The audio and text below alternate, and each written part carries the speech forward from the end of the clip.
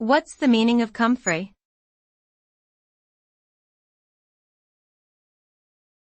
Comfrey.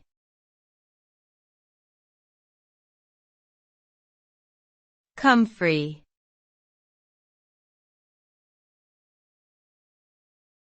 Comfrey.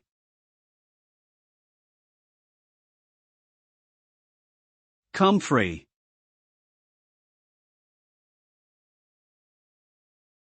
Comfrey is a perennial herb known for its medicinal properties. The plant has large, hairy leaves, and produces clusters of blue, pink, or purple flowers. Comfrey's roots and leaves contain allantoin, a substance that is thought to help speed up the healing process of wounds and skin irritations. Comfrey has been used traditionally as a remedy for a variety of ailments, such as bruises, sprains, strains, and fractures. However, the use of comfrey can also be associated with liver damage and should be used with caution.